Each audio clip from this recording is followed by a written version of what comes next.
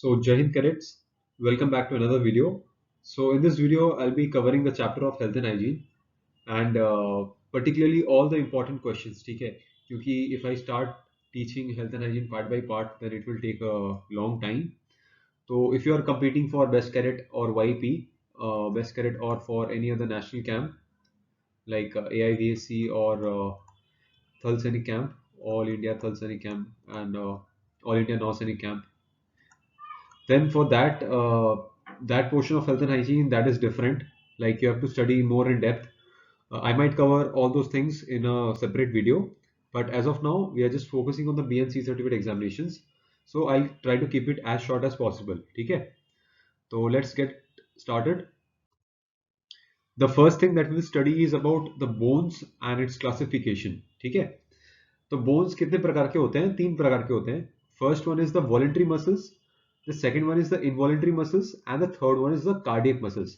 Now आप लोग सोच रहे हैं कि वॉलेंट्री मसल्स किसे बोलते हैं? वॉलेंट्री मसल्स आर दोस्त जो हम लोग कंट्रोल कर सकते हैं. वॉलेंट्री यानी कि the things that we can do on our own. ठीक है, वॉलेंट्रीली बोलते हैं ना, अपने खुद की मर्जी से. तो जैसे कि हमारा जो बाइसेप ट्राइसेप्स हो गया, ठीक है, लाइक बाइसेप्स ट्राइसेप्स, ठीक है, ट्राइसेप्स और जितने भी हैंड्स लेग्स, ठीक है, इसमें जो भी मसल्स है वो सारे हो गए आपके वॉलेंट्री मसल्स. ठीक है, and involuntary muscles are those जो हमारे कंट्रोल में नहीं रहता है. ये ब्रेन का जो ऑटोनॉमिक नर्वस सिस्टम है वो कंट्रोल करता है. It is control by autonomic nervous system. We will study it in the bit later on. ठीक है, अभी इनवॉल्ट्री मसल्स में क्या क्या आता है, जैसे हमारे आईलिड्स हो गए. देखना, ये हमारे कंट्रोल में नहीं रहता है, ये ऑटोमेटिक हमारे आईलिड्स चलते रहते हैं.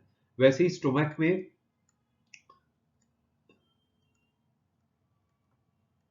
सॉरी, स्टोमक स्टोमक में जो HCl गिरता है, ठीक है, वो भी एक प्रकार का इनवॉलेंट्री मसल है. ठीक है, those are the things that we can not control on our own will. अभी आता है cardiac muscles. Cardiac muscles are the muscles in and around the heart. ठीक है, in and around the heart.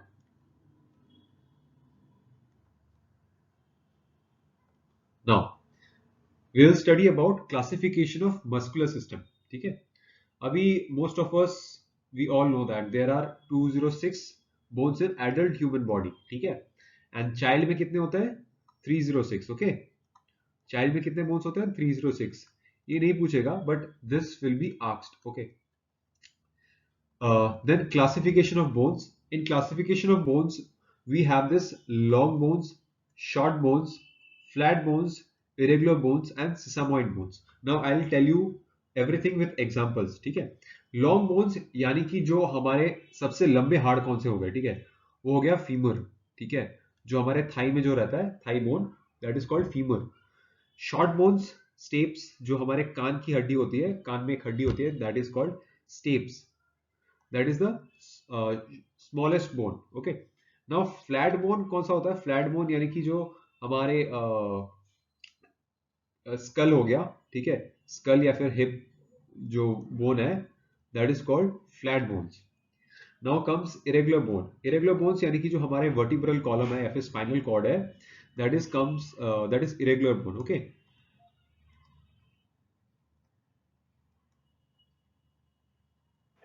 alright, and sesamoid bones are the bones that are found particularly in joints. Like हमारे knee joints में जो bones मिलते हैं, found in joints. Okay, नी में हो गए, एल्बो में हो गए. ठीक है, so these are called sesamoid bones. So these are the two topics, important ones, like 2 to 3 marks can come from here. Okay, moving on to the next. So now we'll study about the organ system, human organ system. The primary organ systems are 5. The first one is the circulatory system, which refers to this heart, blood and the blood components. तो पहला जो organ system हो गया, that is the circulatory system, यानी हमारा जो blood circulation होता है बॉडी में, that is called the circulatory system. क्या क्या आता है उसमें? पहला आ गया हार्ट, पहले आता है हार्ट, सेकंड में आता है blood, and blood are further classified into RBC, WBC, and platelets. And the third component is blood vessels. Blood vessels में क्या क्या हो गए? The arteries, veins, and capillaries. Okay. तो मैं ज्यादा डेप्थ में नहीं पढ़ा रहा हूँ. I'm just telling you the overview of the organ systems and the classifications. Now we'll study about the respiratory system. Respiratory system कौन सा हो गया? ये हमारा respiratory system हो गया. इसमें क्या क्या आता है? फर्स्ट आता है हमारा नोज, देन नेसल कैविटी, ठीक है, फिर माउथ, फिर larynx, then we have the trachea, then we have the lungs, we have the bronchi, uh, we have the diaphragm. तो इसमें सारे आप देख सकते हो, ठीक है. There are so many things in the respiratory system. Then comes the digestive system, यानी कि पाचन तंत्र जिसे हम लोग कहते हैं हिंदी में. तो this is the digestive system. What is at first is the mouth, then the esophagus, जो कि हमारा जो पाइप होता है जहाँ से खाना जाता है to the stomach, and then we have the liver that supplies the juice, we have the gall bladder, small intestine, large intestine, ठीक है.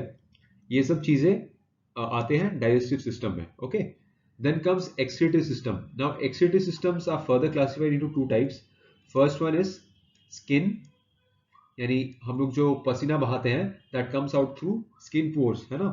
So first one is the skin, then second comes is the waste excretory system. Okay,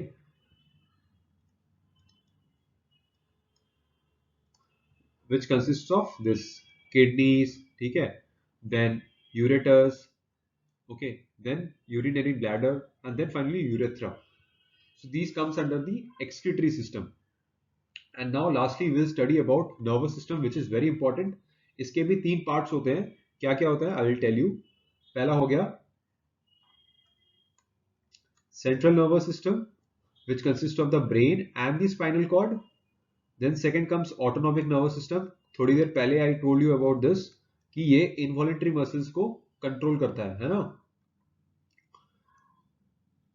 And third one is peripheral nervous system, PNS.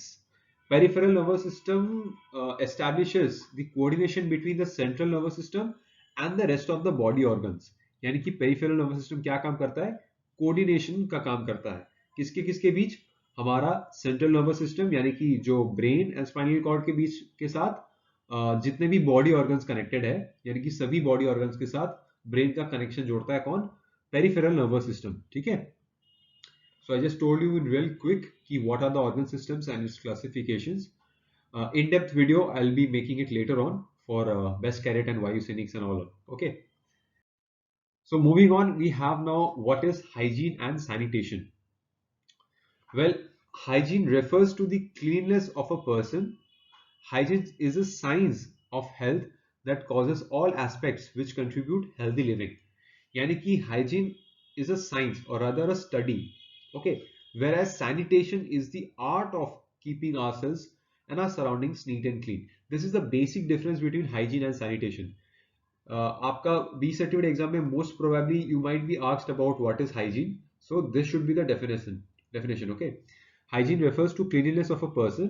It is the science of health that causes all aspects which contribute healthy living. Okay.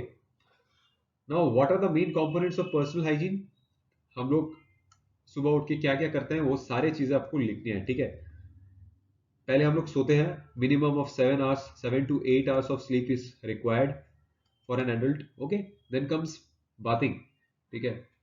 नहाने के बाद तो हम लोग बात नहीं करते usually, but still bathing comes under, like कुछ लोग सोने के बाद भी नहाते हैं. ठीक है. So first comes sleeping, then comes bathing, then comes eating and drinking. ठीक है. Then comes care and cleanliness of skin, hair and teeth, यानी कि नाखून काटना, बाल काटना, ठीक है, शेविंग करना, and all other things that are there like nails and all everything. And finally comes exercises. So exercises is also very important. There are 5 components in total. ठीक है. क्या क्या 5 पढ़े हम लोग? Sleeping, adequate sleeping, bathing, eating and drinking, okay, then care and cleanliness of skin, hair and teeth, and fifth one is exercises. So this question might be asked, quite important. Okay, next comes water and methods of its purification. Very very important. Just mark कर लो, ये आना ही आना है. Very important. Okay, पहले हम लोग पढ़ेंगे sources of water supply. ठीक है, वाटर सप्लाई की क्या क्या सोर्सेस होते हैं. एक हो गया रेन वाटर, जो ऊपर से आता है. सरफेस वाटर, जो ऑलरेडी ग्राउंड में मौजूद रहता है. और अंडरग्राउंड, यानी कि जो ट्यूबवेल से हम लोग या फिर वेल से निकालते हैं, those are called underground water. तो क्या क्या तीन टाइप्स हो गए. एक जो बारिश की बूंदे आती है ना, बारिश की बूंदे टपक रही है. देन कम्स सरफेस वाटर, जो लेक्स एंड पॉन्ड्स हो गए.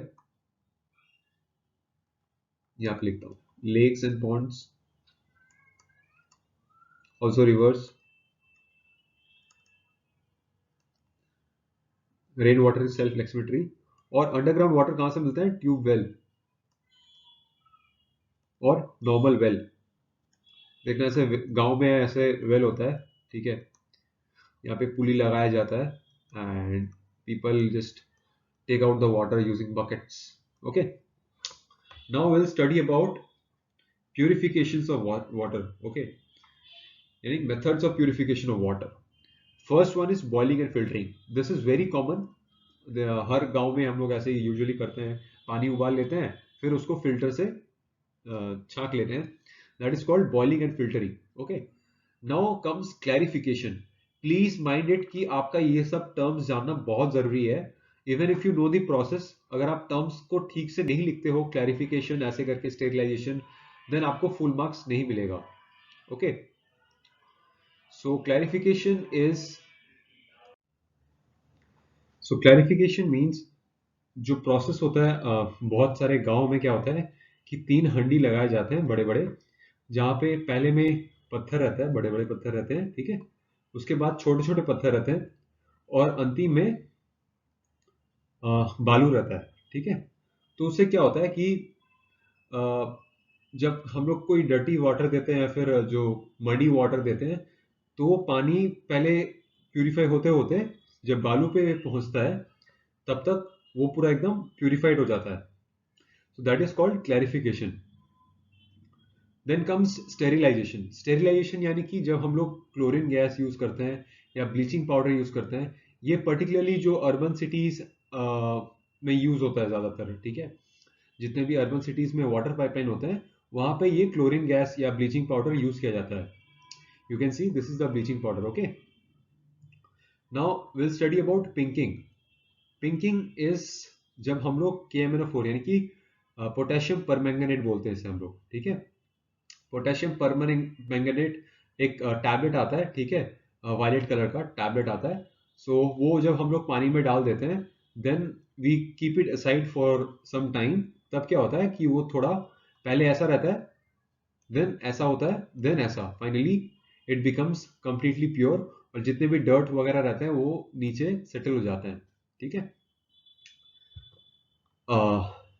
Sorry, it doesn't get settled, it gets absorbed by this tablet. ठीक है, तो बाद में हम लोग उसको टैबलेट को निकाल देते हैं वहां से. This is called pinking. Then comes precipitation. Precipitation में what we do is, potash alum, यानी हम लोग बंगाली में उसको फिटकिरी बोलते हैं. ठीक है, तो देखना, जो शेविंग करने के बाद जो एक वाइट कलर का, पहले बहुत पुराने सैलून्स में अभी भी शायद यूज होता है कि ये पोटाश अभी लगा देते हैं, जिससे कि एज एंटीसेप्टिक. ठीक है, तो अभी तो सब बोरोलिन सुथवाला आ गया है. So barely these things are used in salons. But पहले के जमाने में पोटाश अलम यूजुअली यूज होता था एज एंटीसेप्टिक. तो वही potash alum, if we put a small amount of potash alum in a dirty water, तो क्या होता है कि ऐसा होता है, ये डर्टी वाटर होता है और नीचे धूल वैसा जमा रहता है. तो जब हम लोग पोटाश अलम डाल देते हैं इस पे छोटा सा पीस, व्हाट हैपेंस कि ऊपर क्लियर वाटर हो जाता है और नीचे मड प्लस एलम जम जाता है. ठीक है, so these are the 5 methods of purification of water. This is very important. ये पूछेगा ही पूछेगा आपके बोथ BNC एग्जाम में, and same goes with this one also. तो क्या क्या है, बॉइलिंग एंड फिल्टरिंग. मैं फिर से रिपीट कर रहा हूं, ये पानी उबाल के हम लोग जो फिल्टर करते हैं। Then comes clarification. क्लैरिफिकेशन यानी कि जो 3 हंडी रहते हैं of stone, gravel and sand, ठीक है। फिर स्टेरिलाइजेशन। स्टेरिलाइजेशन यानी कि जब क्लोरीन गैस हम लोग यूज करते हैं या ब्लीचिंग पाउडर जो हम लोग यूज करते हैं, that is called sterilization. Then comes pinking. Pinking यानी कि जब हम लोग पोटेशियम परमैंगनेट यूज करते हैं टू पिंक द वाटर, तो वाटर का कलर जो पिंक हो जाता है, that is why we call it पिंकिंग।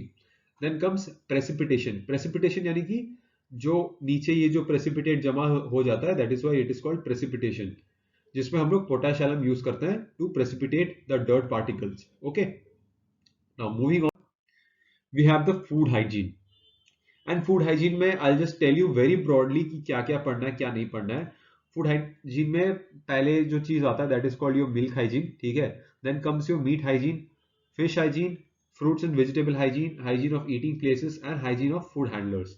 यानी कि इतने सारे hygiene we have to take care of while taking our food. Okay, milk hygiene यानी कि we have to keep milk at a certain temperature और keep it away from bacteria and pathogens. Meet hygiene same, उसे हमें जब खाना है तो उसे गर्म करके खाना है। Same goes with fish. Fruits and vegetables कहाँ पे कैसे रखने होते हैं, धो के रखने होते हैं, ठीक है। And we have to consume it within 3 to 4 days on an average, ठीक है। तो हाइजीन ऑफ ईटिंग प्लेसेस, हम जहाँ खाना खाते हैं उसका जो हाइजीन होता है, यानी कि वो टेबल साफ सफाई होना चाहिए, ठीक है। और हाइजीन ऑफ फूड हैंडलर्स यानी कि जो खाना हमें दे रहा है उसका भी हाथ साफ होना चाहिए। These things are covered in all this aspects. लेकिन the most important thing that we have to study over here is the pasteurization, ठीक है। ये बहुत ही इंपॉर्टेंट है, ये आएगा ही आएगा। दे विल आस्क की व्हाट इज पैस्चराइजेशन। ये 2 मार्क्स का क्वेश्चन आता है typically. Okay, it is asked for 2 marks.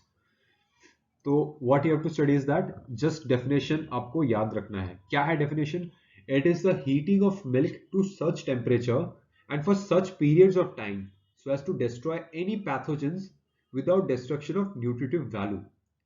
It does not alter taste and the temperature is around 130 degrees Celsius and time is 1 to 2 seconds. Now you have to understand this. आपको ये क्या समझना है कि जब दूध आता है सप्लायर के पास, ठीक है, सपोज अमूल हो गया, अमूल कंपनी के पास जब दूध आता है in big containers they are stored, ठीक है, they all are treated with this process of pasteurization. क्या होता है, दूध इसमें ढाला जाता है, देन सडनली 130 डिग्री सेल्सियस पे 130 डिग्री सेल्सियस पे 1 to 2 सेकेंड्स के लिए उसको हीटअप किया जाता है। जिससे क्या होता है कि इसके अंदर जितने भी हार्मफुल बैक्टीरिया प्रेजेंट होते हैं दूध के अंदर, ठीक है, they get destroyed, but the good bacterias are always present, ठीक है। The good bacteria are always present. So that is why it is saying कि it is the heating of milk to such temperature and for such periods of time so as to destroy any pathogens without destruction of nutritive value. यानी कि कोई भी nutrition value को हानि ना पहुंचाते हुए we just destroy the bad pathogens or bacteria present in the milk. Okay, it does not alter taste. ये टेस्ट को कोई कुछ ऑल्टर नहीं करता है। And this is very important part, आपको टेम्परेचर याद ही रखना है, ठीक है। 130 degree Celsius and time is 1 to 2 seconds. Okay, moving on to the next, we have the diseases and its prevention. Will study about the types of diseases. क्या क्या types हैं? एक हो गया एक्सक्रीमेंटल डिजीजेस। एक्सक्रीमेंटल यानी कि जो आपके बाहर कहीं से आ रहा है, ठीक है। स्पेशली ये जो एनिमल वेस्ट होता है, animal waste and and products, ठीक है, जिसे हम लोग पूप बोलते हैं, टट्टी वगैरह हिंदी में बोलते हैं, बहुत कुछ शब्द होते हैं। तो वहां से जो हमें इन्फेक्शन आता है, पर्टिकुलरली डायरिया आता है, फिर नौसिया आता है, ठीक है, these are particularly from excremental diseases. Okay, now droplet infection consist of sneezing and common cold. Common cold is an example of droplet infection. Okay, यानी कि जब कोई छींकता है आपके सामने तो वो ड्रॉपलेट आपके पास आके पहुंचता है, आपके लंग्स में जाके इफेक्ट करता है first, and then it start spreading and अभी तो ये कोविड भी आ गया है ना, COVID is also a type of droplet infection, ये भी ड्रॉपलेट से ही होता है। Now we study about contact diseases. Contact disease क्या होता है? जब स्किन टू स्किन कॉन्टैक्ट होता है, बहुत लोगों के रैशेस होते हैं, चिकन पॉक्स होता है, ठीक है। So these are all contact diseases.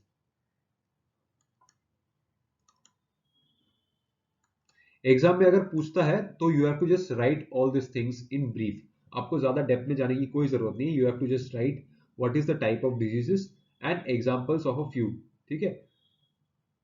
और अगर सिम्टम्स पूछते हैं, if they ask about the symptoms, then you have to also write the same. Insect borne diseases, this is very important. इसमें से मैच द फॉलोइंग यूजुअली आता है, match the following और fill in the blanks. Okay, so in mosquito what we have, malaria, dengue and filaria, ठीक है। अभी sand fly में क्या है? Sand fly we have sand fly fever, kala azar and oriental sore, ठीक है। बस हम लोग का क्वेश्चन आया था, kalazar is caused by which insect borne disease? The answer would be sand fly. Okay, similarly हमारा एक और क्वेश्चन आया था, typhus. Typhus is caused by which insect? तो answer would be lice, fleas and ticks. Okay, अभी flies क्या क्या होता है? फ्लाइज की वजह से डायरिया होता है, डिजेंट्री होता है, कोलेरा होता है, टाइफाइड होता है, ठीक है। फ्लाइज यानी कि जो मक्खियां होती है, वो क्या होती है कि वो पहले जो गंदे गंदे प्लेसेस में पहले बैठती है, and that same dirt it carries along to our food, और फिर वो जहां पे बैठती है, which is why we get diarrhoea and dysentery etcetera.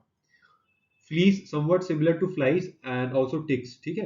ये मैं ज्यादा ब्रीफ में नहीं पढ़ा रहा हूँ, ये आपको खुद से पढ़ना है, ठीक है।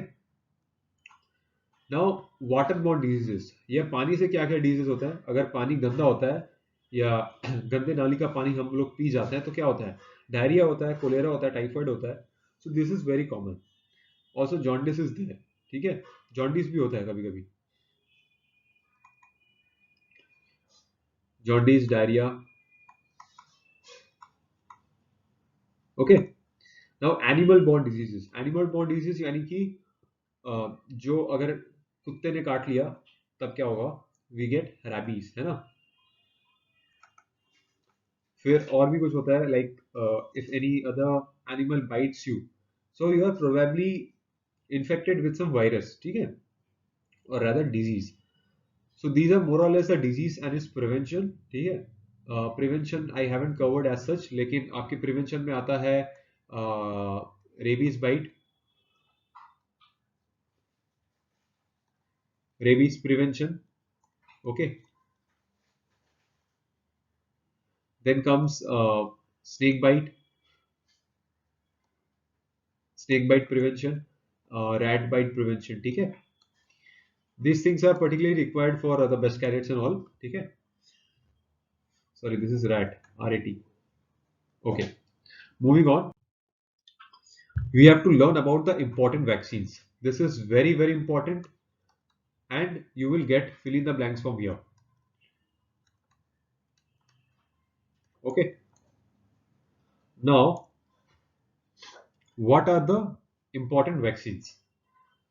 Injection, INJ is the injection, ठीक है। ये शॉर्ट फॉर्म एब्रीविएशन है इंजेक्शन का। इंजेक्शन रबीपुर, आप ऐसे याद रख लो, रबी एक जगह का नाम है और रबीपुर है इंजेक्शन का नाम, ठीक है। तो रबीपुर याद रहेगा। कोई कोई दोस्त लोग तो रवि, रवि भी नाम होता है ना, तो मैं वैसे याद रखता था रबीपुर। तो रबीपुर इज फॉर रेबीज, यानी जब कुत्ता काट लेता है या फिर कोई अदर एनिमल्स काट लेता है जिससे कि रैबीज होने का चांसेस होता है, then we are injected with Rabipur, injection Rabipur, okay. Now injection TAB, TAB is for typhoid, okay. Injection hepatitis B is for hepatitis B, इसमें कुछ ज्यादा नहीं है। Injection TT is for tetanus, ये तो बहुत ही कॉमन है, बहुत लोग लेते हैं लोहा वगैरह से काट जाने से। We take tetanus, okay. Then oral polio, this is not a injection, this is oral dose, okay. This is called, this is for polio, okay. अभी कोविड का कुछ वैक्सीन आपको जानना जरूरी है, बिकॉज ये सब तो बुक में था नहीं, but they can ask you questions because हमारे time पे these questions were asked. Okay, so Covishield are and Covaxin, also Covovax. अभी नया है ना Covovax, that is also for COVID-19. ये सब तीनों typically Indian vaccines हैं, Indian made vaccines. That is why I mentioned their name. बाकी American vaccines भी है, Russian vaccines भी है. I'm not mentioning them. So these are more or less the vaccines that you need to know. All right. So now finally we will learn about the yogasanas. This is very very important. Last but not the least, आपको यहाँ पे at least 10 योगास के नाम जानने चाहिए. At least 10. Okay. And आपके questions में they might ask you particularly about Surya Namaskar, कि what are the sequences. They might ask you tell about briefly explain about 5 yogasanas. ठीक है, briefly explain about 5 yogasanas. All right, ये question आ सकता है. So I'll just tell you padmasana किसे बोलते हैं. Padmasana, this is the Padmasana. Okay, Baddha Padmasana is see there are plenty of yogas. ठीक है, if I tell you in sequence that will take some time. तो what you can do is, आपको जो नाम easy लग रहा है, ठीक है, आप गूगल में जाके देख लो कि व्हाट आर दोस पोजीशंस. ठीक है, like this is padmasana, these are the steps of Surya Namaskar. Surya नमस्कार के 12 सीक्वेंस होते हैं. Like Surya Namaskar is known as the one of the primest yogasanas. ये अगर कर लोगे 2-3 बार तो everything you have covered. So this is the dhanurasana. Okay, I might be wrong. This is Dhanurasana or Vajrasana. I have to look up. But anyway, these are the yogasanas. Chakrasana तो ये वाला हो गया जो चक्कर काटने वाला होता है ना, ऐसे करके हाथ रहता है यहाँ पे, पैर यहाँ पे रहता है. ठीक है, हमारा सर भी यहाँ पे रहता है. This is called Chakrasana. तो there are plenty of exercises and yogasanas, but at least you need to know 10 names जो आपको लिखने हैं when they ask you कि write about 10 yogasanas. Okay. Finally, we have come to the miscellaneous questions. Those I haven't covered, but आपको थोड़ा खुद से जानना पड़ेगा ये सब चीजें. ठीक है. First question is, how will you ensure personal hygiene in NCC camps? Okay, I have already told you in my previous videos कि जहाँ पे भी role of NCC cadets आता है, these questions are very very important. Role of NCC cadets या फिर NCC cadets से लेके कुछ भी चीजें related to the common subject is very important. ठीक है. तो how will you ensure personal hygiene in NCC camps? तो कैंप में आप लोग, मुझे पता है कि कुछ कुछ चीजें यहाँ से छूट जाती है because of the tight schedule we get in camps, but still these are the things that we need to ensure. पहला क्या है? Ensure care and cleanliness of all the cadets. ठीक है. Ensure bathing every day. बहुत cadets नहाते नहीं है कभी कभी, है ना, because time नहीं मिलता है. तो ऐसा नहीं करना चाहिए. We should bath every day.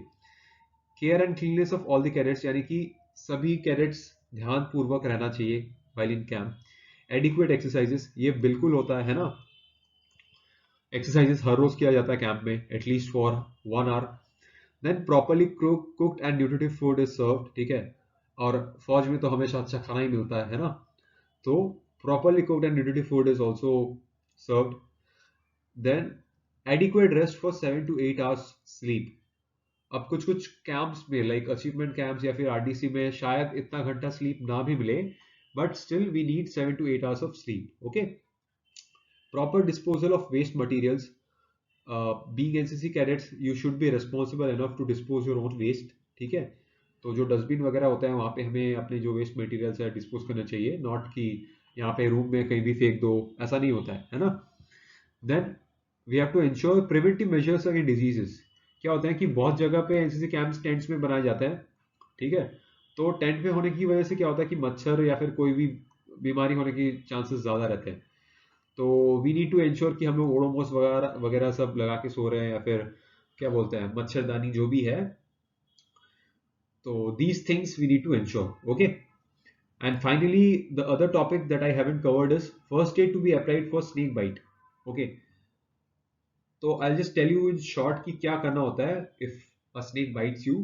The first and the foremost thing that we need to do is कि जो जो patient है, we have to calm him down. ठीक है, we have to calm down the injured. Because क्या होता है कि जब कोई सांप काटता है तो most of us get the fear कि वी विल डाई, कि हम लोग मारे जाएंगे, सांप काट लिया, मैं मर जाऊंगा. ठीक है, but usually 90% of the snakes are non venomous. That we need to know. Okay, 90% of the snakes are not venomous. लेकिन फिर भी if any snakes bites us, then what we need to do, first thing is to calm the injured, कि कुछ नहीं होगा, कि you will be all right. Second thing is temporarily we have to call the ambulance. All right, then what we have to do is we have to apply soap water. ठीक है, what we have to do is apply soap water continuously, soap and water near the bite mark.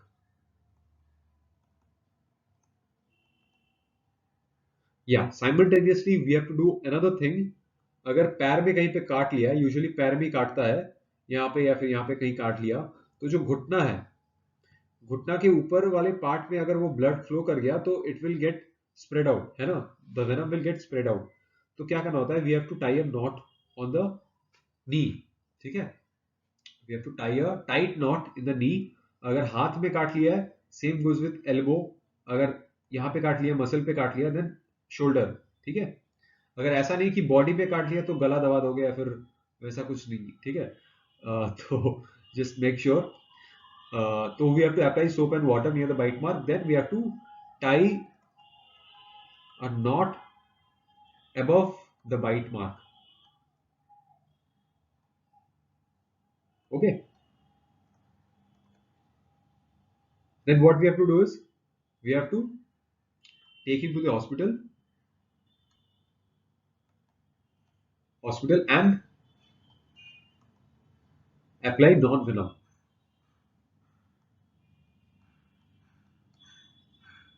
Anti-venom जिसे बोलते हैं, है ना? Anti-venom. Okay. So these are the things that we need to ensure for a snake bite. And with this, we have come to the end of the video.